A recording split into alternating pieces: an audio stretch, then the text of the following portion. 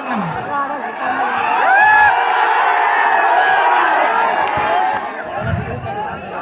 ढाका की ये तारीखी सरजमीन और इस सरजमीन पर हजारों की तादाद में मौजूद नौजवान साथियों, बुजुर्गों और जहां जहां तक मेरी आवाज जा रही है वहां सीढ़ियों पर बैठी हुई मेरी माएं बहनें, मैं दूसरी बार आपके दयारे मोहब्बत में हाजिर हुआ हूं। एक बार बहुत पहले एक मुशायरे में आया था, जाहिद यूसुफ ज़ई हमारा साथी है, इसी फील्ड पे था मुशायरा, तो बगल वाले। और आज दूसरी बार अपने दोस्त, अपने साथी, अपने भाई फैसल रहमान साहब के लिए आपके बीच में हाजिर हुआ। ढाका के नौजवान साथियों, पुलिस के भाई, अब आप भी ऐसे आराम, आप ऐसे चाहो तो आप बैठ जाओ बीच में, कोई मसला नहीं। अब थोड़ी देर के लिए व्यवस्था मुझे बना ले दो, कोई दिक्कत नहीं, ये सब नौजवान साथी। दोस्तों, आने वाले 11 तारीख को न सिर्फ ढाका के मुस्तकबिल का फैसला करना है बल्कि बिहार के भविष्य का भी फैसला करना है। अगर आपको यह लगता है कि यह चुनाव सिर्फ एक विधानसभा का चुनाव है तो आप बहुत छोटा सोच रहे हैं। यहां पर चिरैया के प्रत्याशी लक्ष्मी यादव जी भी मौजूद हैं। अगर आपको लगता है कि यह चुनाव सिर्फ विधानसभा का चुनाव है तो आप बहुत छोटा सोच रहे हैं। मैं पूरे बिहार का दौरा करते हुए आपके बीच में आया हूं। मैं खगड़िया से लेकर के, बेलदार से लेकर के, बछवाड़ा से लेकर के, पूर्णिया से लेकर के, कस्बा से लेकर के, धमदार से लेकर के, बिहार शरीफ से लेकर के, नालंदा से लेकर के, गया टाउन से लेकर के, दीघा से लेकर के, फुलवारी शरीफ से लेकर के, सिकटा से लेकर के, बेतिया से लेकर के आप ढाका पहुंचा हूं।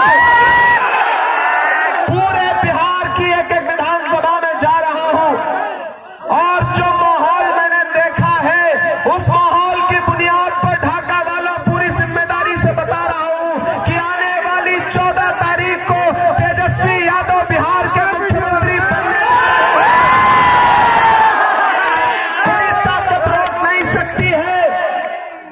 और यहां खड़ा होकर के ये ऐलान भी करता हूं कि अगर 11 नवंबर को आप अपने घरों से बाहर निकले और आपने अपना एक एक वोट 2 नंबर पर है, ईवीएम के दूसरे नंबर पर जिनका चुनाव निशान मौजूद है लालटेन, अगर इस पर एक एक बटन दबा करके इधर फैसल भाई को, उधर लक्ष्मी जी को असेंबली पहुंचा दिया और 14 नवंबर पर रिजल्ट आया, तेजस्वी यादव बिहार के मुख्यमंत्री बने, तो 2029 में राहुल गांधी को देश का प्रधानमंत्री बनने से यह चुनाव बहुत महत्वपूर्ण चुनाव है, जरूरी चुनाव है। यहां हमारे बुजुर्ग खड़े हैं, दानिश्वर लोग खड़े हैं, लोग आएंगे आपके बीच में आपको बांटने की, आपको बरगलाने की। सरे मिंबर वो ख्वाबों के महल तामीर करते हैं, सरे मिंबर वो ख्वाबों के महल तामीर करते हैं, इलाजे गम नहीं करते फकत तकरीर करते हैं। तो ये याद रखना कि ये चुनाव भाजपा पूरी साजिश के साथ, पूरी मशीनरी के साथ लड़ रही है। ऐसे में इस चुनाव को आपको फैसल रहमान बनकर के लड़ना है, एक भी वोट बर्बाद नहीं करना है। वो लालटेन लेकर के जो हमारा नौजवान साथी खड़ा है, इसमें 11 तारीख को इतनी रोशनी दीजिए, इतना तेल डालिए, इतना तेल डालिए, इतना तेल डालिए कि इसकी रोशनी से पूरा पश्चिमी चंपारण ढाका जगमगा उठे और साथ में पूर्वी चंपारण भी। यहां हमारे जिला अध्यक्ष आरजेडी के खड़े हैं, अभिजीत भाई खड़े हैं, तमाम पूरा मंच भरा है। जितना आपके मंच में भीड़ है इतना तो भाजपा वालों के यहां पूरी भीड़ नहीं हो रही है। दोस्तों, आप बड़े जिंदा दिल लोग हैं। फैसल रहमान एक तरफ खड़े हैं, बाईं तरफ दाईं तरफ लक्ष्मी जी खड़े हैं। मैं तुम्हें अपने उसूलों की कसम देता हूं, मैं तुम्हें अपने उसूलों की कसम देता हूं, मुझको मजहब के तराजू में न तौला जाए, मैंने इंसान ही रहने की कसम खाई है, मुझको हिंदू या मुसलमान न समझा। ये चुनाव मोहब्बतों का चुनाव है। एक तरफ भाजपा की नफरतें हैं, भाजपा की साजिशें हैं, वोट बांटने की कोशिशें हैं, खरीदने की साजिशें हैं, लेकिन ढाका में खड़ा होकर के मैं ये कह रहा हूं कि अदावत है, सियासत है, परिंदा है, शिकारी है। अदावत है, सियासत है, परिंदा है, शिकारी है, मगर इन सारी चीजों पर मोहब्बत अब भी भारी है। ढाका वालों, फैसल रहमान से आपका सिर्फ फैसल रहमान तक का रिश्ता नहीं है, 2 पीढ़ियों का, 3 पीढ़ियों का, 4 पीढ़ियों का रिश्ता है। मैं इनके वालिद साहब के बारे में पढ़ता रहा हूं, सुनता रहा हूं। मोतिउर रहमान साहब जैसी शख्सियत जो आपके बीच में नुमाइंदगी करती रही है, उनके चश्मो चराग है ये। इस चराग को बुझाने की साजिशें में लगे हैं बहुत सारे लोग।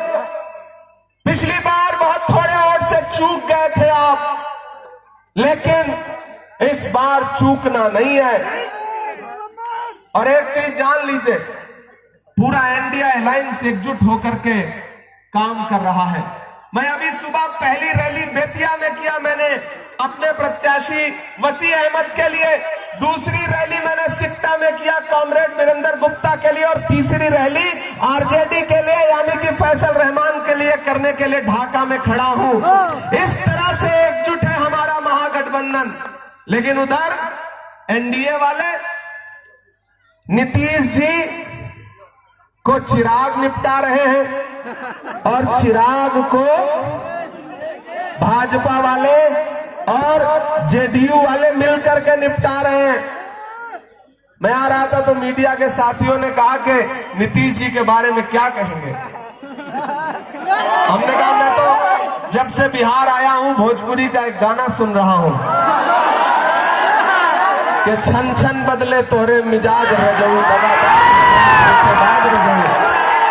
मैं तो गाना सुन रहा हूं ये भोजपुरी का, और ऐसा लग रहा है जैसे ये गाना उन्हीं के लिए लिखा गया है। और इधर परसों अभी पटना में रोड शो हुआ नरेंद्र मोदी जी का। आपको पता है कि नीतीश कुमार को नरेंद्र मोदी जी ने अपने साथ गाड़ी में खड़ा ही नहीं किया, ललन सिंह को खड़ा किया। इससे यह जाहिर होता है कि जिस तरह महाराष्ट्र में भाजपा ने एकनाथ शिंदे का राजनीतिक कैरियर निपटा दिया, वैसे ही नीतीश कुमार के भी राजनीतिक कैरियर को निपटाने की साजिश कर रही है भाजपा। एक तरफ भाजपा के नेताओं के बयान सुन लो, प्रधानमंत्री कह रहे हैं कनपटी पे कट्टा। यह प्रधानमंत्री की भाषा है, यह प्रधानमंत्री की भाषा है। मैं पढ़ा लिखा इंसान हूं, शायर हूं, सांसद हूं, मुझे हैरत होती है कि देश के प्रधानमंत्री इस तरह की भाषा का इस्तेमाल करते हैं।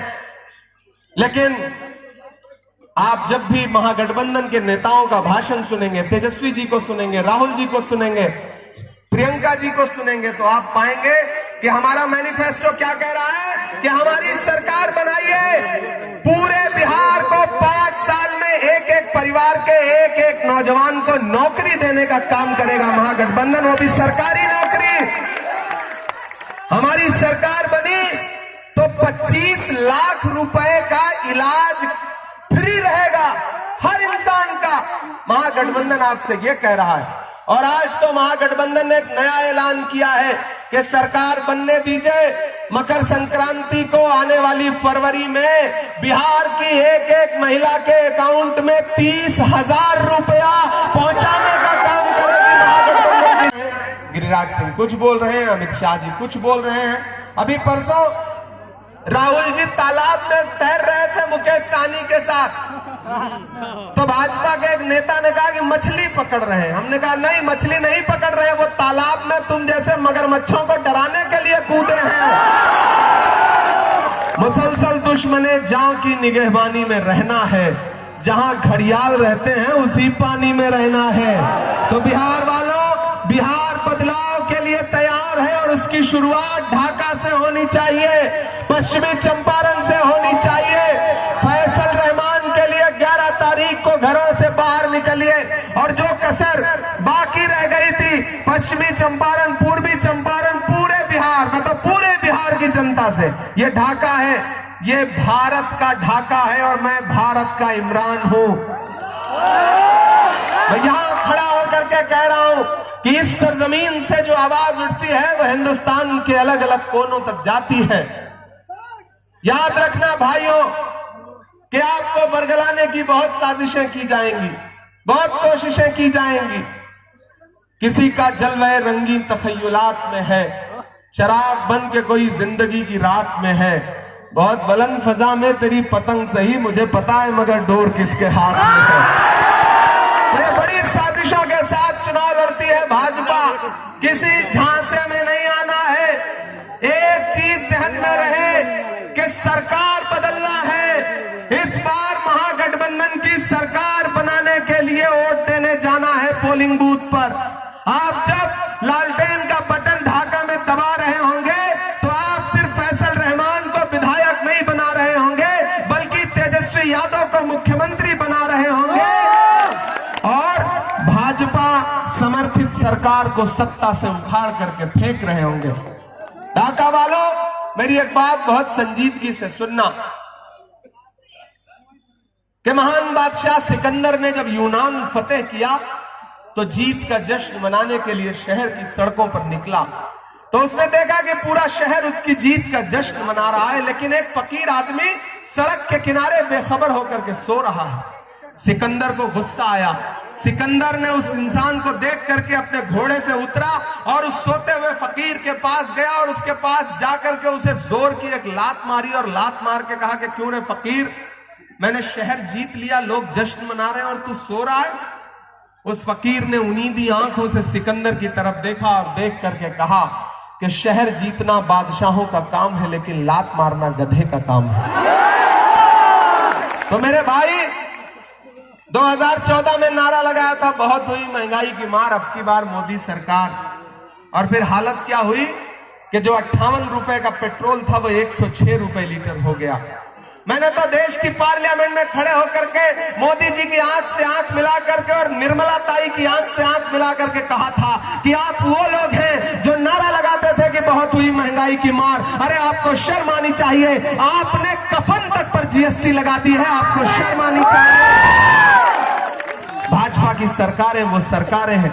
इसीलिए आजकल मैं जहां भी जाता हूं मैं उनको उनका भाषण याद दिलाता हूं और उनसे कहता हूं कि याद है आप कहते थे भाइयों बहनों देश के खजाने की चाबी मुझे सौंप दो, मैं चौकीदारी करूंगा। कहते थे कि नहीं कहते थे? अब तो मैं जहां भी जा रहा हूं उनसे पूछता हूं कि कहां सोया है चौकीदार। ऐसे काम नहीं चलेगा। मुझे लगना चाहिए कि मैं पश्चिमी चंपारण के ढाका में खड़ा हूं। मुझे लगना चाहिए कि ये जिंदा दिल लोगों का शहर है। मुझे लगना चाहिए पीछे तक आपकी दुआएं, आपकी तालियों का शोर पूरे देश में जाए, पूरे बिहार में जाए कि कहां सोया है चौकीदार।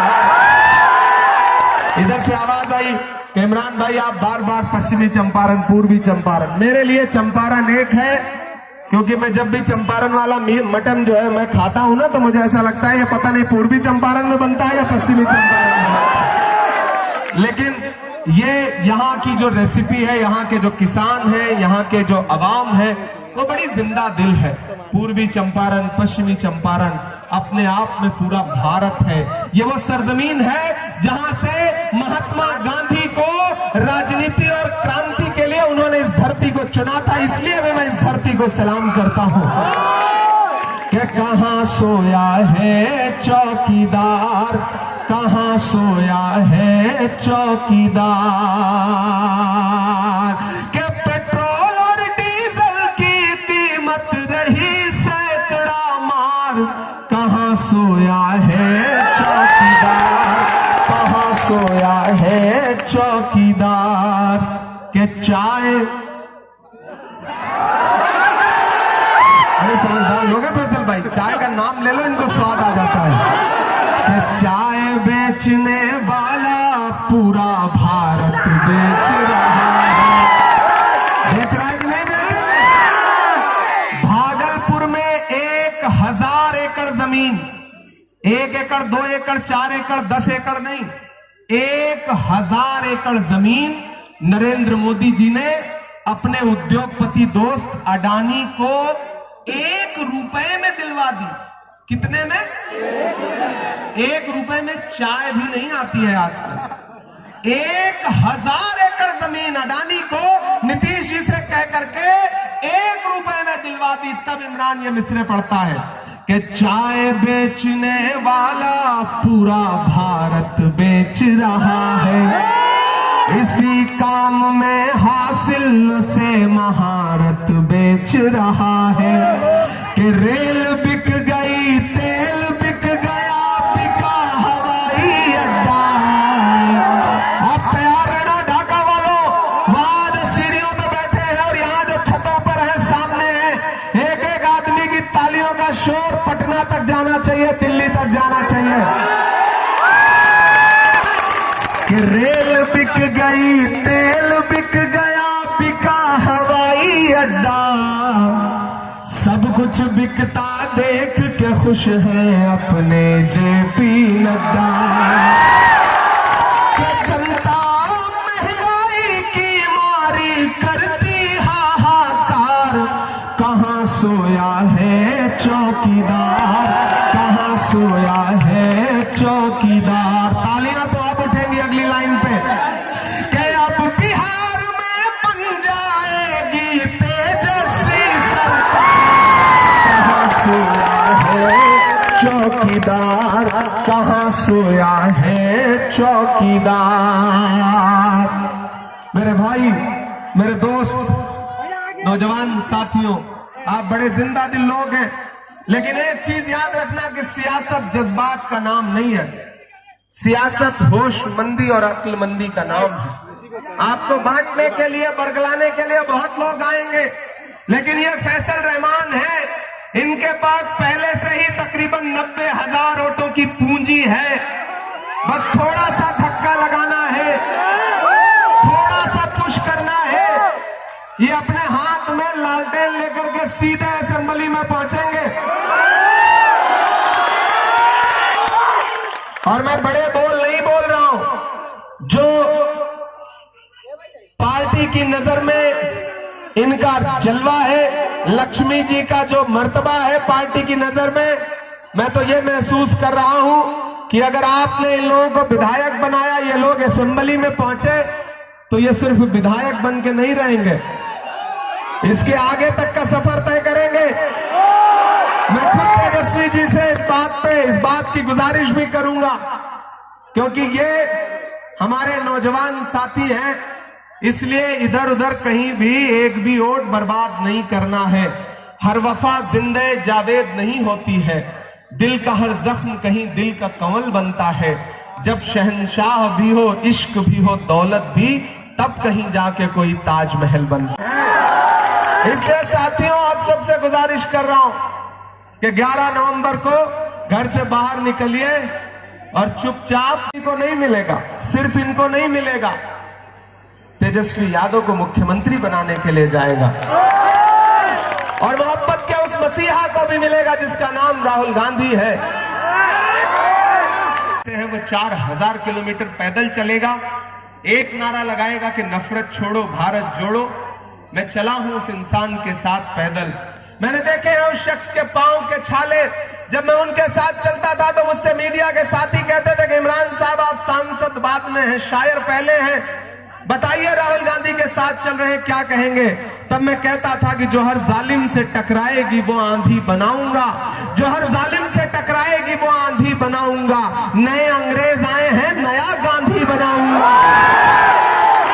मैं चला हूं, इसलिए ये चुनाव बहुत अहम है। ये भारत की जमहूरियत को, भारत के आईन को, दस्तूर को बचाने का चुनाव है, क्योंकि यही चुनाव तय करेगा कि बिहार को दिल्ली के रिमोट कंट्रोल से चलाया जाएगा या बिहार की जनता बिहार को चलाएगी। ये चुनाव तय करेगा। दिल्ली में बैठे हुए गुजरात के व्यापारी ये सोचते हैं कि बिहार को दिल्ली के रिमोट से चलाएंगे, लेकिन नहीं, ये बिहार है, बिहार को बिहार की जनता चलाएगी, बिहार के नौजवान चलाएंगे। इसलिए साथियों, आप सबसे गुजारिश है कि 11 नवंबर को अपना एक एक वोट लेकर के घर से बाहर निकलिए। और मेरा मन कर रहा है मैं 4 लाइनें और पढ़ दूं यार, ऐसे काम नहीं चलेगा। के दायरे में सिमट के आएगा। मुझे पता है बड़ी साजिशें हैं, मुझे पता है खजाना लेकर के लोग घूम रहे हैं, लेकिन मुझे यह भी पता है कि आप बिकने वाले लोग नहीं हैं। कोई खरीद नहीं सकता है। मोहब्बत के हाथों बिक सकते हैं, दौलत के हाथों आपको कोई नहीं खरीद सकता है। मैं जानता हूं, इसलिए आपकी मोहब्बतों की बुनियाद पर यह शेर पढ़ रहा हूं कि दायरे में सिमट के आएगा, हर रवायत से हट के आएगा। आंधियों को जरा खबर कर दो, समझ रहे हैं ना मैं किसके लिए शेर पढ़ रहा हूं कि आंधियों को जरा खबर कर दो, शेर वापस पलट के आएगा, शेर वापस पलट के आएगा। उठाइए अपना एक एक हाथ, इधर मंच पर भी उठाइए अपना एक एक हाथ ढाका वालों, और मुझे भरोसा दिलाओ कि 11 नवंबर को महागठबंधन के प्रत्याशी फैसल रहमान और इधर लक्ष्मी जी को चिरैया में देंगे ना। महागठबंधन, महागठबंधन, महागठबंधन, महागठबंधन। बहुत शुक्रिया, बहुत मोहब्बत।